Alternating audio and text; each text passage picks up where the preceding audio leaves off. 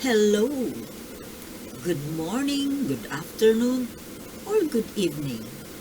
Kung anong oras mo man binuksan ng iyong mobile or laptop. Kumusta, Persila Cruz, Ching Aguilar, Esther Capistrano? Merry Christmas! Hello! Happy holidays po sa ating lahat. Now, kahit na Paskong Pasko, may mga pag-uusapan po tayo na hindi bagay pag-usapan sa panahon ng Kapaskuhan, ano? Pero wala po tayong magagawa kasi ito yung issue of the season. 'Di ba? Now, siguro po napanood nyo na yung nagva-viral. Yung nagva-viral ngayon na litrato po ni former President Digong. Siguro kung napanood nyo na. Ako po, siguro magtatanong kayo bakit wala akong mga ipinopost na mga proofs, mga pictures, or messages. One time, around 2 times na po kasi ginawa ko na isinama ko yung actually yung speech ni Senator Risa Hontiveros sa cellphone ko, pinapakita ko ganyan para nga may proof. Pero ang nangyari, nagkaroon po ako ng issue, ad suitability issue. Tsaka mayroon pa one time, mayroon din. Kaya sabi ko, iiwasan ko nang magpo-post ng news item or video kasi ayoko po kasing ma-strike eh.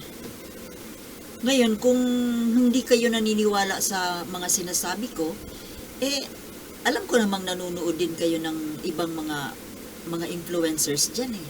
Hindi lang naman ako ang pinapanood ninyo. So, sa ibang hindi ko po kasi alam kung paano nila na hindi sila na-strike. Kasi ako, 2 ulit na po akong nagkaroon ng issue na hindi ko ma-post or pwede kong i-post pero wala po, hindi siya mamomonetize. So, actually, nag-request for review. But later on, na-approve naman. Wala naman daw issue. So, sabi ko, kaya pala ang tagal nung pag-upload, hindi maalis-alis doon sa checking kasi chine-check talaga. Ngayon, ayoko na nang magkaroon ng ganun, kaya sabi ko, hindi na nga ako gagamit ng mga videos hanggang hindi ko alam kung paano maggagamit ng mga other videos or mga news items na ipa-flash dyan sa screen na hindi ako magkakaroon ng issue. So, mas safe po na ganito na lang, magkukwento na lang ako. Anyway, hindi naman po ako dito magkukwento ng invento ko lang eh. Galing man ito dyan sa balita sa TV, sa ibang mga vloggers, yung mga opinion nila. So, kumbaga dito po, nag-o-opinion po tayo dito. Alam kong alam nyo na, dahil nanonood din kayo ng balita at nanonood din kayo ng ibang vloggers. So, magkakaiba na lang po siguro sa opinion ng bawat vlogger. So, ngayon po, ang pag-usapan po natin itong siguro napanood nyo na nga, yung nagva-viral po na picture ni former President Duterte. Actually, nakita ko po ito sa kaninong ko po ito? Kay Takero yata. Parang kay Takero ko nakita. 2 sila eh. 2 vloggers na nagpakita nung picture. Tingnan nyo po doon kay Streetwise kasi doon ko siya nakita. Ngayon, ang masasabi ko, yung magbibigay ako ng reaction doon sa, hindi doon sa vlogger doon sa picture. At doon sa kung anong ibig sabihin nun sa tingin ko. Kasi po, parang ibang-iba yung mukha niya doon. Parang tabingi. Parang ang payat. Parang tumanda na parang hindi na siya yung dating Duterte na masigla, matapang. Tingnan nyo po. Tingnan nyo doon kay, kay Takero. Doon ko po yung nakita Grabe.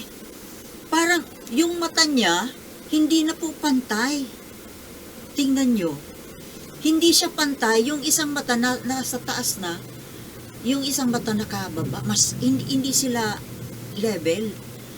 Tapos yung bibig, parang walang ngipin. Humpak. Namayat yata. Ano ba siya, na-depress? Hindi naman po kataka-taka kasi sa dami-dami ba naman ang problemang kinakaharap, talagang madedepress.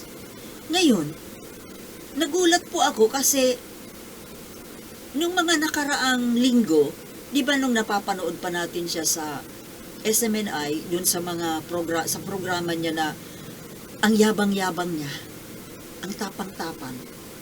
Ngayon, dito sa picture niya ngayon, na latest picture na nagba-viral sa ngayon, ibang-iba po. Tsaka yung nagsasalita siya doon,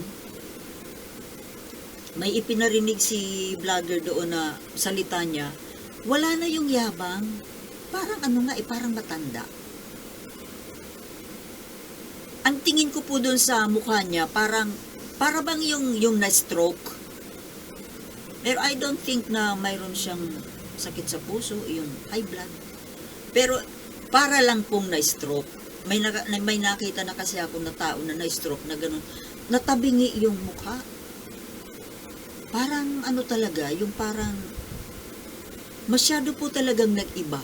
Ibang-iba na. Parang depressed. Well, sino ba namang hindi ba di-depress sa mga problemang kinakaharap? Now, hindi po sa inaano natin kasi kumbaga kapwa-tao natin siya na sabihin na natin naligaw ng landas, Kaya naman, yan kasi, di ba? Kumbaga nung panahon ng kalakasan mo, nung nasa kapangyarihan ka, para bang wala nang katapusan ng mundo? Para bang wala ka ng para kang invincible. Walang makakatinag. Kahit na nitong wala na siya sa kapangyarihan, di ba? Just lately, around a few months or weeks ago, na kung magsalita siya dyan doon sa kanyang TV program parang akala mo nasa kapangyarihan pa. Na ultimong yung di ba, yung pamilyang ng Pangulo masyado mong kinakalaban. Baka siguro ko po medyo nag-mellow. Kaso kahit mag-mellow ka, kailangan mo pa rin panagutan yung mo, yung mga kasalanan pag napatunayan. Hindi ko po sinasabing kasalanan kasi hindi ko naman nakita. Although naniniwala ako. Ngayon,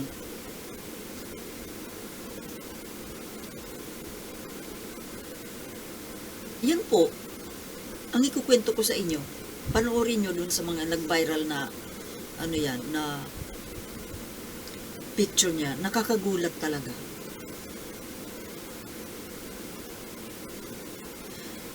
Ngayon, ang isa pa po na gusto kong i-saysay sa inyo ay itong mga Duterte vloggers. Lalo na yung isang yung babaeng nasa Amerika. Minsan kasi napanood ko, ayoko naman sana siyang panoorin pero pinanood ko na lang kasi yung title niya, si si Kuting daw, kasama sa listahan sa narco-list. Sa narco-list talaga, si BBM. Nakakagulat kasi na nasa listahan ng yung mga narco-politics, nasa listahan ni Duterte, yung pangalan ni BBM na kasangkot sa narcotics. I don't know kung hindi naman malinaw na sinabi kung user ba or trader. Nagtaka nga ako Halimbawang totoo lang, kung totoo man na i-involve si BBM sa drug trade. Ibig sabihin, nangangailangan ng malaking pera. Ngayon ko tuloy naiisip, ano na po ang nangyari doon sa Marcos Gold? Na ngayong panahon, kailangan natin ng pera para pangtustos dyan sa gusto nating gawin at mangyari dyan sa West Philippine Sea. Kasi, aminin ko, yung Marcos Gold na yan ay pinaniwalaan ko po. Pero hindi ko iniisip na makakahingi tayo. Of course not. Ang akin po, natuwa ako kung merong Marcos Gold.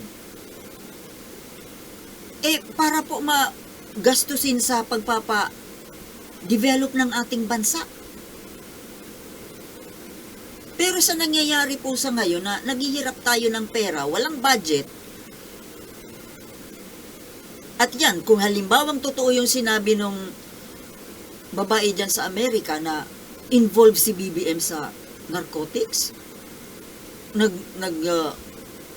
kasangkot ba siya sa pagbebenta? Ibig sabihin talagang walang pera. Kailangan ng malaking pera na pati ba naman yung drug trade ipapasukin mo? So, hindi totoo yung Marcos Gold, yung wealth for humanity? Ako pinagtatanong kasi pinaniwalaan ko yun kasi may kapanipaniwala naman talaga dahil si Imelda Marcos mismo ipinakita yung mga dokumento. Diba? Napanood natin yun sa TV. Pinakita niya yung isang room full of documents. Ano yun? Peke? Gawa-gawa? Although si BBM naman, hindi naman po siya talaga umaamin na mayroon lang ganun. Na mayroong wealth for humanity. Sana naman kung meron. Kung totoong meron. Mahal na Pangulo, pwede ba gamitin nyo na? Gamitin nyo na para wag na tayong binubuli. Naku, mga kababayan, nalayo ako sa topic ko. Bakit nakarating ako sa Marcos Gold? Ang pinag-usapan natin ni si Digong. Ang gusto kong pag-usapan ay si Digong. Pero, yun na nga, kayo mga kababayan, kayong aking mga avid followers, ano ang masasabi nyo tungkol doon? Alam mo ang tao kapag masama or naging masama, during the time na masama siya, talagang masusuklang ka. Pero kahit gaano siya naging masama, pag dumating na sa punto na kagaya nito, yung parang nagbago, parang nagkaroon ng epiphany, alam mo, yung parang nagbalik loob, mukha ng mabait, depressed na depressed. Di ba parang maantig din naman yung damdamin mo? Yun ang parang mararamdaman mo pag makita mo yung picture niya. Malayo na po doon sa dating mukhang Digong na may sa demonyo. Oo, totoo. Yun ang tingin ko sa kanya nung yung mga time na, alam mo yun, yung during those times na he was in power, na talagang yung nagmumura, yung kasi ngayon medyo iba na Noon talaga, ang tingin ko talaga sa kanya, may something inside. You know what I mean? Mga kababayan, tama na muna ito. Kasi po, kailangan hanggang 15 minutes lang ako dahil nahihirapan ako mag-upload kapag mas mahaba sa 15 minutes. So, yun lang po ang gusto kong ikwento sa inyo. Panoorin nyo po doon manood po kayo doon kay Takero kasi ano yun pro BBM yun, pro Marcos. Doon nyo po makikita yung sinasabi kong picture. Nagpa-follow ako doon Hello? Maraming salamat sa panonood at Merry Christmas po muli. Peace.